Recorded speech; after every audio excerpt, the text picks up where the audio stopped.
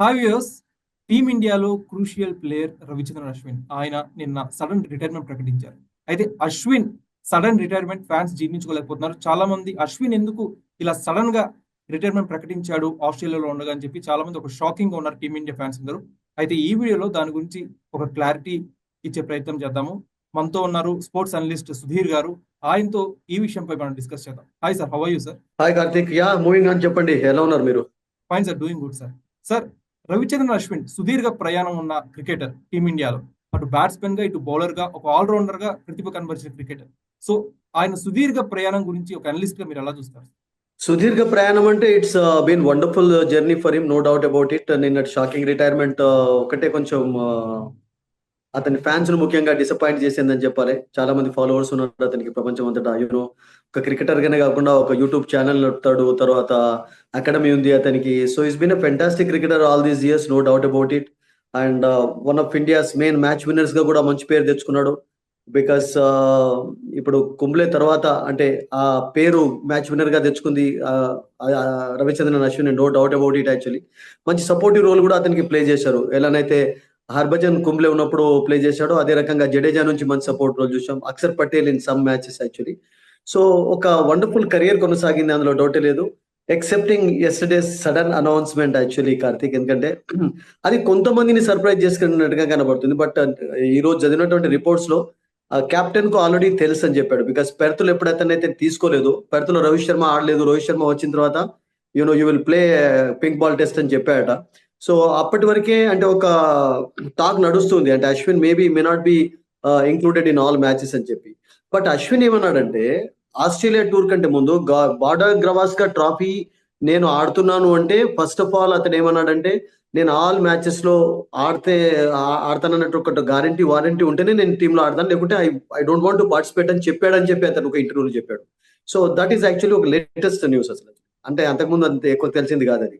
Maybe అతని ప్రకారం ఏంటంటే అతనికి అనుకున్నట్టుగా రెస్పెక్ట్ లభించలేదని చెప్పి, because when he thought that he would be included in every match actually. But ఆస్ట్రేలియాలో ఎలా ఉంటుందంటే కార్తీక్, స్పిన్నర్స్ ప్రతి మ్యాచ్ లో ఆడాలన్నటువంటి ఒక హార్డ్ అండ్ ఫాస్ట్ రూల్ ఏముంది. మీరు గతంలో చూసినట్లయితే కూడా పేసర్స్ ఇప్పుడు 70s 80s అంటే those were different days actually. అప్పుడు India only depended on spinners కనుక they use to include spinners. But ఇప్పుడు అలా కాదు, ఇప్పుడు పేసర్స్ డామినేషన్ ఎక్కువ ఉంది. అండ్ ఈ సిరీస్ మొత్తంలో కూడా మనం చూసాం లయన్ లాంటి బౌలర్ కూడా ఒక ఎక్కువ రోల్ కనబడలేదు అసలు. యాక్చువల్లీ ఈ వాజ్ టోటలీ అతనికి ఎక్కువ ఓవర్స్ రాలేదు. వికెట్స్ అన్ని కూడా స్టార్క్, మీకు కమిన్స్, తర్వాత బొలాండ్ ఆడినప్పుడు బొలాండ్, హాజల్వుడ్ ఆడినప్పుడు హాజల్వుడ్ తీశారు కానీ బట్ మీకు లయన్ రోల్ కూడా ఎక్కువ కనబడలేదు. సో ట్రావిస్ హెడ్ కూడా చాలా తక్కువ ఓవర్స్ వేశారు. సో అది నేను అనుకుంటాను టీమ్ మేనేజ్మెంట్ కొంచెం దృష్టిలో ఉంచుకొని అశ్విన్ కు ఛాన్సెస్ ఇవ్వలేదు. బట్ అలా అశ్విన్ నెగ్లెక్ట్ చేద్దామన్నటువంటి ఉద్దేశం ఏం లేకుండే ఎవరికి కూడా. Because is a champion staff ఉన్నటువంటి ప్లేయర్ కనుక అతన్ని మేబీ సిడ్నీ వరకు ఆడున్నట్లయితే బాగుండేదని. ఎందుకంటే బికాస్ కార్తిక్ ఎలా ఉంటుందంటే ఒక సిరీస్ లో మీరు ఎప్పుడైతే ఒక లాంగ్ సిరీస్ లో సెలెక్ట్ కాబడతారో యాక్చువల్లీ అంటే మన పర్సనల్ దానికంటే కూడా ఒక టీమ్ మేనేజ్మెంట్ తరఫున కూడా చాలా చాలా విషయాలు ఆలోచించాల్సి వస్తుంది. ఎందుకంటే ఇప్పుడు 5 టెస్ట్ మ్యాచెస్ లో ఎవ్రీ టెస్ట్ మ్యాచ్ లో ఆస్ట్రేలియా లాంటి పిచెస్ పైన స్పిన్నర్ ఆడనటువంటి రూల్ ఏం లేదు. సో అది కొంచెం ఆలోచిస్తే బాగుండేది. ఎందుకంటే మిడ్ ఆఫ్ సిరీస్ లో వెళ్ళినట్లయితే సడన్ గా ఫర్ ఎగ్జాంపుల్ రేపు మెల్బార్న్ టెస్ట్ కంటే ముందు వాషింగ్టన్ సుందర్కి ఇంజరీ అవుతుంది అనుకుందాం, రాజీవ్ రవీంద్ర జడేజాకి ఇంజరీస్ అవుతాయి. ఇంజరీ కాకుండా ఏదైనా ఇండిస్పోజిషన్ వల్ల వాళ్ళు ఆడలేకపోవచ్చు కూడా, ఫీవర్ కావచ్చు, కోల్డ్ కావచ్చు, anything can happen, viral infection కావచ్చు. సో అటువంటి సిచ్యువేషన్స్ లో మీరు సడన్ గా ఒక బౌలర్ ను తీసుకురావాలి అంటే it will be difficult for any management actually. So అది కొంచెం అంత క్రికెటర్, ఒక లెజెండరీ క్రికెటర్ గా అతనికి పేరుంది కనుక I think you should have thought in that way. But otherwise తన కెరియర్ అయితే నో డౌట్ చాలా అద్భుతంగా వండర్ఫుల్ గా కొనసాగింది. 537 వికెట్స్, 3500+ రన్స్, తర్వాత ఓవరాల్ గా T20 మీరు వన్ డే ఇంక్లూడ్ చేసినట్లయితే 700+ వికెట్స్ ఉన్నాయి అతనికి, 5000 రన్స్ ఉన్నాయి. సో ఇంకేం కావాలి, ఒక మంచి యూస్ఫుల్ ప్లేయర్ గా, యూస్ఫుల్ ఆల్రౌండర్ గా I think he's made a name for himself. And I think hats off to his performances, no doubt about it. Yes sir, absolutely true sir. అయితే చాలా మంది టీమిండియా ఫ్యాన్స్ మేజర్ కన్సర్న్ ఏంటంటే world test championship కి ఒకవేళ team India qualify అయితే అశ్విన్ లేని లోటు ఎలా ఉండబోతుంది అని చెప్పి చాలా మంది వరీ అవుతున్నారు sir. What you say about it sir?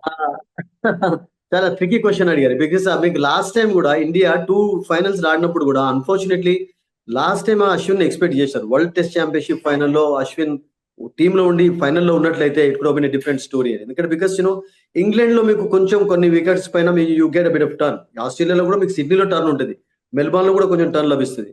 అడిలేడ్ లో కూడా కొంచెం కండిషన్స్ టన్ గా ఉంటాయి కానీ బట్ అన్ఫార్చునేట్లీ ఈ పింక్ బాల్ క్రికెట్ తోటి ఏమైందంటే పేసర్స్ డామినేషన్ ఎక్కువగా కొనసాగింది. So that we saw in last series and that same అది రిపీట్ అయింది కూడా ఈ సంవత్సరం కూడా. So England test championship final అనేది కొంచెం ఇప్పుడు ఉన్నటువంటి సిచ్యువేషన్ లో ఇండియాకు ఛాన్సెస్ కనబట్టలేదు. బికాస్ ఈ సిరీస్ స్టార్ట్ కాక ముందు స్ట్రేట్ అవే ఇండియా వెళ్ళాలి ఫైనల్లో అంటే 4-1 విక్టరీ, అంటే 4 మ్యాచెస్ గెలవాలి, ఒక మ్యాచ్ ఓడిపోయినా పర్వాలేదు. ఇప్పుడు ఒక మ్యాచ్ ఓడిపోయినారు, ఒక మ్యాచ్ గెలిచారు, ఒక మ్యాచ్ డ్రా అయిపోయింది. సో దాంతో ఏమైపోయిందంటే ఇప్పుడు పర్సంటేజ్ చూస్తున్నారు ఎక్కువగా, అంటే ఎన్ని విక్టరీ సాధించేదని కాకుండా ఓవరాల్ పర్సంటేజ్ ఎవరికి ఉంది. ఓవరాల్ పర్సంటేజ్ లో ఇప్పుడు ఆస్ట్రేలియా వెనకాల ఇండియా ఉంది. సో సౌత్ ఆఫ్రికా ఛాన్సెస్ అయితే మెరుగుపడ్డాయని చెప్పాలి. ఒకవేళ వాళ్ళు పాకిస్తాన్ తోటి ఒక మ్యాచ్ లో గెలవకపోయినా డ్రా అయినా కానీ they will be through actually. So ఇప్పుడు ఎనీ కాంపిటీషన్ ఉంది అంటే బిట్వీన్ ఇండియా అండ్ ఆస్ట్రేలియా మధ్యలో ఉంది. సో ఈ 2 టీమ్స్ లో ఆస్ట్రేలియా సిచ్యువేషన్ మెరుగ్గా కనబడుతుంది. నెక్స్ట్ 2 మ్యాచెస్ లో ఇండియా మంచి విక్టరీ సాధించి ఏదైనా ఛాన్సెస్ మెరుగుపరుచుకుంటుందా చూడాలి. బట్ ఉన్న సిచ్యువేషన్ లోనైతే I think Indian chances of making it hattrick, ఎందుకంటే 2 times ఆడారు కనుక ఆ హ్యాట్రిక్ ఛాన్సెస్ ఇప్పుడైతే కొంచెం కార్తీక్ కొంచెం దాన్ని ఏమనాలంటే తగ్గినట్టుగానే చెప్పుకోవాలి. సార్ అయితే టీమ్ లో తన ప్రామినెన్స్ తగ్గించి వాషింగ్టన్ సుందర్ని కాస్త ప్రామినెంట్ ప్లేయర్ చేయబోతున్నారు అని చెప్పి చాలా మంది విశ్లేషణలు వినిపిస్తున్నాయి. గౌతమ్ గంభీర్ కూడా కాస్త టీమ్ లో యువరక్తం పారేలా వ్యవహరించబోతున్నారు, కొంచెం యంగ్ బ్లడ్ ని టీమ్ లో తీసుకొద్దాం అని చెప్పి గౌతమ్ గంభీర్ కూడా కాస్త డెసిషన్ మేకింగ్స్ అవి తీసుకొస్తాం అనుకుంటున్నారు. సో ఇవన్నీ కూడా ఈ నిర్ణయాలన్నీ కూడా అశ్విన్ కాస్త డిసాటిస్ఫై చేసి ఉండవచ్చు. ఒకటి, there is nothing wrong in encouraging the youngsters actually. ఎందుకంటే ఇప్పుడు అశ్విన్ తో పాటు మనకు తెలుసు విరాట్ కోహ్లీ, రోహిత్ శర్మ కూడా ఇంకా దగ్గరలో ఉన్న రిటైర్మెంట్ కు any time they can make announcement. అంటే ఈ 2024, 2023, 24 నుంచి చూసినట్టయితే చాలా మంది ప్లేయర్స్ రిటైర్ అయినారు. ఈవెన్ విరాట్ కోహ్లీ, రోహిత్ శర్మ, జడేజా కూడా వాళ్ళు 2020 నుంచి వాళ్ళు రిటైర్ అయిపోయినారు already. Okay, so for example ఇప్పుడు ఛాంపియన్స్ ట్రోఫీ 2020 ఫార్మాట్ అయితే ఇప్పుడు they will not be playing actually. So will be missing all these players అంటున్నారు. అంటే ఇప్పుడు ఛాంపియన్స్ ట్రోఫీ ఎప్పుడు 50 ఓవర్ మ్యాచ్ ఉంటుంది. బట్ ఒకవేళ అలా అయినట్లయితే, ఎందుకంటే ఇప్పుడు చాలా కాంట్రవర్సీస్ కొనసాగుతున్నాయి కనుక, పాకిస్తాన్ లో జరుగుతుంది కనుక, I think if that's going to happen actually very disappointing అయిపోతుంది రోహిత్ శర్మ లాంటి, విరాట్ కోహ్లీ లాంటి, జడేజా లాంటి players, because they already retired. So Ashwin చూడండి, ఇప్పుడు అశ్విన్ అసలు యాక్చువల్ గా తన పర్సనల్ విషయం చాలా సార్లు, ఇప్పుడు 2017 I was going through one interview. అతడు గల్ఫ్ లో ఉన్నప్పుడు గల్ఫ్ న్యూస్ కు ఒక ఇంటర్వ్యూలో ఏం చెప్పాడంటే, చాలా మంది అడిగారు మీరు అనిల్ కుంబ్లే రికార్డుకు దగ్గర ఉన్నారు 619 కు, సో అప్పటి వరకు కొనసాగొచ్చు అంటే క్లియర్ గా చెప్పేశాడు. అతను కేటగారికలీ ఏమన్నాడంటే, I'm not interested in breaking any record actually. And that too Anil Kumble has been one of my favourite cricketers. అతన్ని ఎక్కువగా నేను ఆరాధపడేవాడిని, అతన్ని రోల్ మోడల్ గా తీసుకున్నటువంటి క్రికెటర్. నేను ఒకవేళ ఫర్ ఎగ్జాంపుల్ ఆ రికార్డుకు దగ్గర అవుతున్నానంటే 618 వచ్చిన తర్వాత నేను ఐ స్టాప్ అని చెప్పాను. 619 వరకు నేను కొనసాగే ఛాన్స్ అది లేదని చెప్పాను. That is that's the kind of respect he has for his seniors కంటే. ఆల్రెడీ అతనికి ఏజ్ కూడా 37, 38. అశ్విన్ ఏం చిన్నవాడు కాదు కదా అసలు. సో అంటే అతను ఉన్నటువంటి చూడండి ఆ స్పిరిట్ చూడండి. అంటే నాకంటే గొప్ప స్పిన్నర్ గా, గొప్ప మ్యాచ్ విన్నర్ గా నేను అనిల్ కుంబ్లేని ఒక రోల్ మోడల్ గా తీసుకున్నా కనుక, if I'm going to get that opportunity also 618 వచ్చిన తర్వాత I will say good bye to cricket అని చెప్పాడు. సో అంటే he has never seen for his personal record. But unfortunately Karthik అతన్ని ఎప్పుడెప్పుడైతే ఇండియాకు అవసరం ఉండిందో అప్పుడు ఇంక్లూడ్ చేయకపోవడం కూడా ఒక రకంగా చెప్పాలంటే it's bit of this thing అని చెప్పాలి, బ్యాడ్ లక్. ఎందుకంటే మనం ఇంతకు ముందు అనుకున్నాం కదా, last year world championship final అయినప్పుడు అశ్విన్ ఉంటే బాగుండేది అనిపించింది. బికాస్ ఆ వికెట్ పైన కొంచెం బిట్ ఆఫ్ టర్న్ కనబడింది. ఇక్కడ బిన్ డిఫరెంట్ స్టోరీ. సో నేనేమనుకుంటానంటే, ఐ థింక్ అంటే లాస్ట్ 1-2 years నుంచి అయితే కొంచెం ఇండికేషన్స్ వస్తున్నాయి, Ashwin can hang his boots up any time అని చెప్పి వస్తూనే ఉన్నాయి. You may call it quits అని చాలా మనం చదువుతున్నాం, వింటూ ఉన్నాం కూడా. బట్ ఇది సరి అయినటువంటి అకేషన్ కాలేదు అతనికి. ఎందుకంటే ఒక గ్రేట్ ప్లేయర్, ఒక గ్రేట్ పర్ఫార్మెన్సెస్ తోటి విక్టరీస్ సాధించి పెట్టినటువంటి క్రికెటర్ ఒక హై నోట్ లో రిటైర్ అయితే బాగుంటుందని కోరుకునే వాళ్ళు ఎవరైనా కానీ. మేబీ ఇప్పుడు waited for Sydney test match వరకు వెయిట్ చేసినట్లయితే సిడ్నీలో మీకు డెఫినెట్లీ 2 spinners తీసుకోవాల్సింది, అక్కడ టర్న్ ఉంటుంది. ఆర్ లేకుంటే ఇప్పుడు మనం ఇంతకుముందు స్టార్టింగ్ లో అనుకున్నట్టుగా ఎవరికైనా సడన్లీ ఇంజరీ అయినట్లయితే, ఇప్పుడు టీమ్ లో మీరు ఇలా లాంగ్ టూర్ లో సెలెక్ట్ అయినప్పుడు you have to respect management కూడా దృష్టిలో ఉంచుకోవాలి. ఇప్పుడు సడన్ గా ఏమన్నా తీసుకురాలేదు కదా. Yesterday announce retirement and today is coming back to India.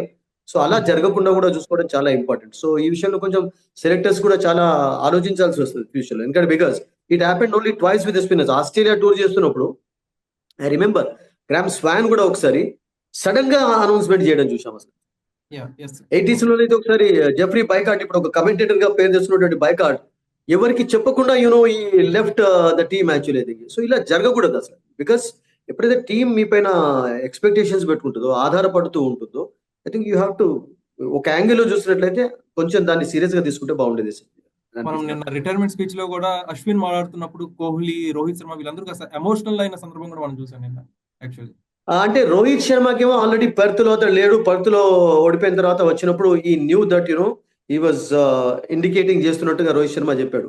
ఎందుకంటే ఇంతకుముందు మనం చెప్పాను కదా, అతడు టూర్ స్టార్ట్ కాకముందే నా ఇంక్లూజన్ గ్యారంటీ ఉంటేనే నేను బార్డర్ గవాస్కర్ ట్రాఫీలో ఆడతాను, లేకుంటే నేను ఆడనని మొదలే చెప్పాడట అసలు ఇంటర్వ్యూలో. సో అది దాన్ని కొంచెం మరి ఎందుకు నెగ్లెక్ట్ చేయాల్సి, neglect in the sense you can't blame the management. ఇప్పుడు మీరు గంభీర్ మేనేజర్ గా ఉన్నప్పుడు కెప్టెన్ ఎలా చెప్తే అలా విన్నాడు. కెప్టెన్ మేనేజర్ కలిసే టీంను వాళ్ళు సెలెక్ట్ చేసుకుంటారు. ఇప్పుడు ఫర్ ఎగ్జాంపుల్ పెర్త్ లాంటి వికెట్ పైన how can you expect 2 spinners to play? అక్కడ మొత్తం కూడా టోటల్ పేసర్స్ డామినేషన్ కొనసాగింది.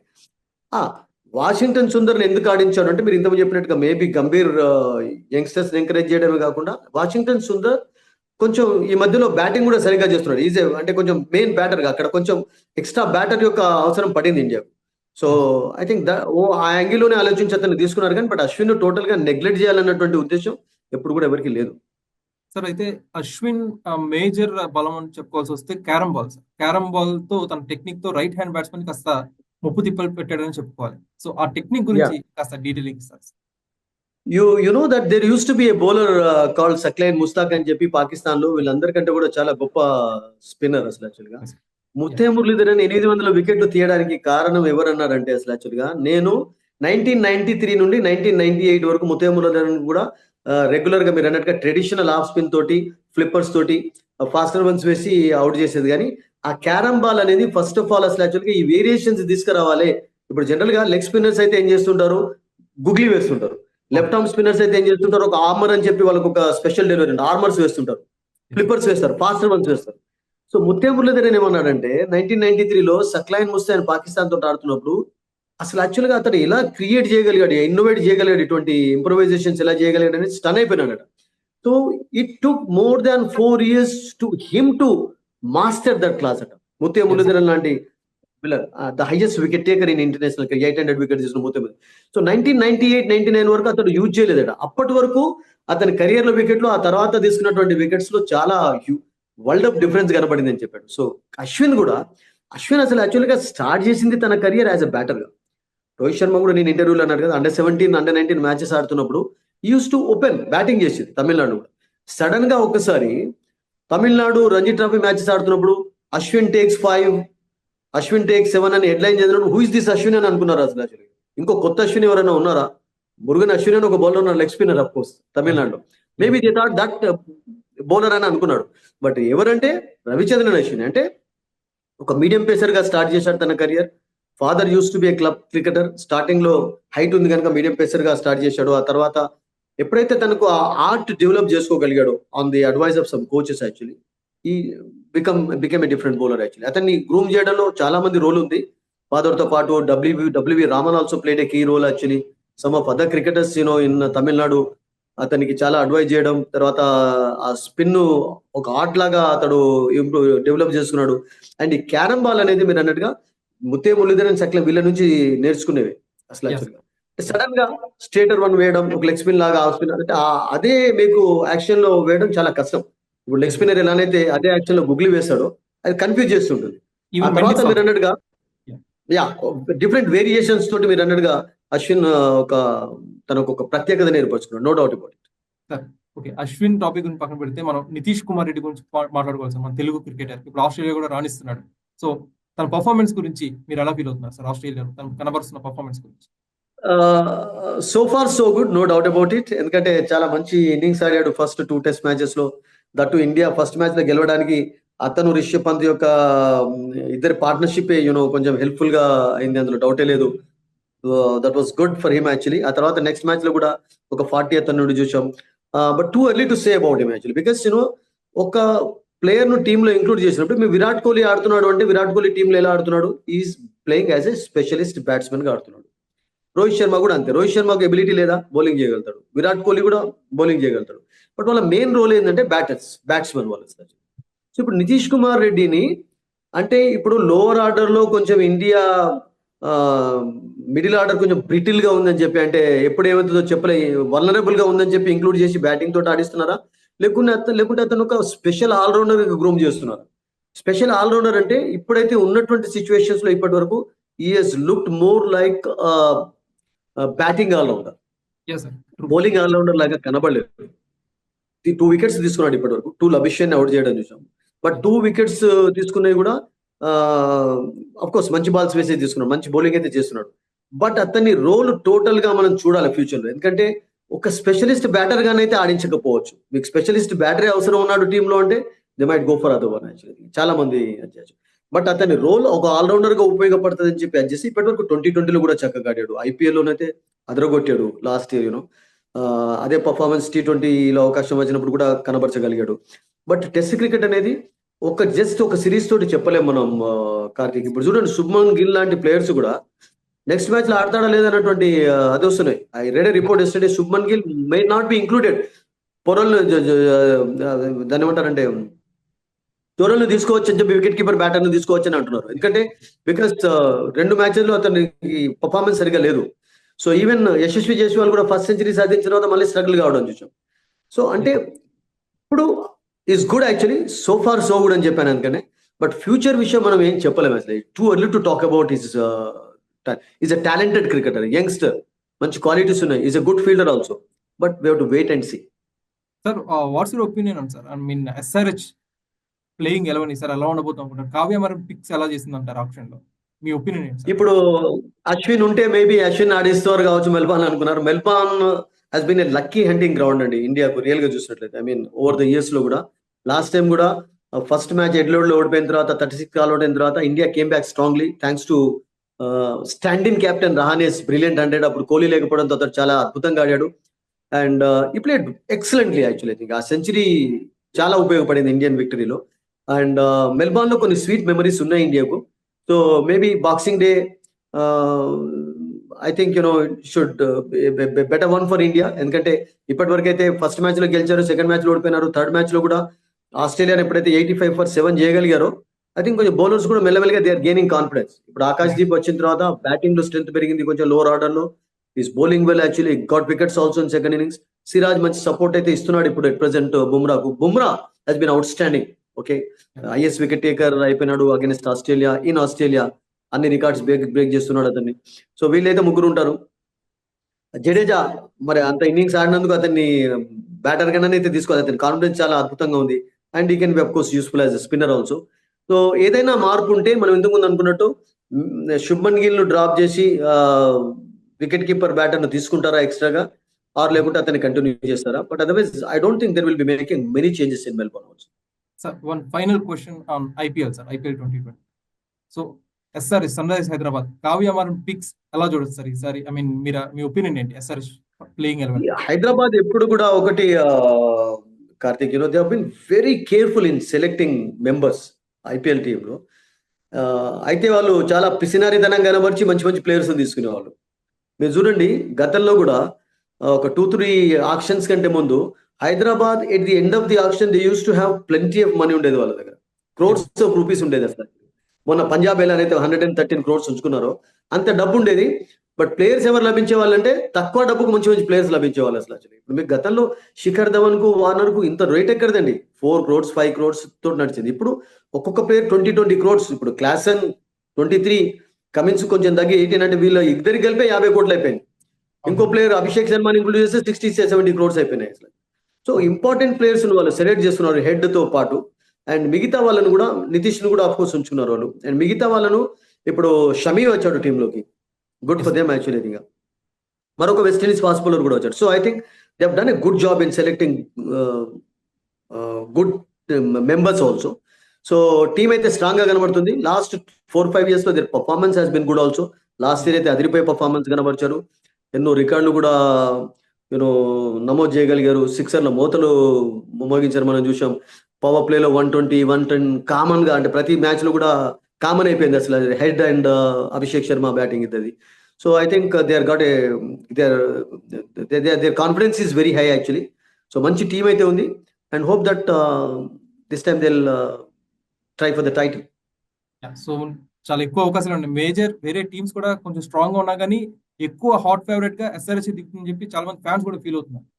యా, ఎస్ఆర్ఎస్ తో పాటు ఇప్పుడు మిగతా టీమ్స్ కూడా కొంచెం కోల్కతా కూడా చాలా స్ట్రాంగ్ గానే కనబడుతుంది. And Rishabh Pant we have to wait and see because Delhi నుంచి మనోట్ టీమ్ కి వెళ్ళాడు. అండ్ ఇప్పుడు Shreyas he's gone to Punjab as a captain, winning captain. And మంచి టీం కూడా ఉంది. పంజాబ్ కూడా డబ్బు ఎక్కువ ఉంచుకొని వాళ్ళు మొదలే చాలా మందిని రిలీజ్ చేశారు. And they pick some very important players now. So it's going to be very tough competition కొనసాగుతుంది, నో డౌట్. అంటే లాస్ట్ ఇయర్ లాగా ఇప్పుడు గతంలోనైతే ప్రతిసారి కూడా చెన్నై ముంబై అనేవాళ్ళు కదా కోల్కతాని. ఇప్పుడు అట్లా కాకుండా this year it's going to be very interesting, no doubt. Sir, thanks a lot, sir, for valuable information regarding Ashwin and my IPL. Pleasure Karthik, my pleasure always. Thank you very much. Sir, thanks a lot, sir.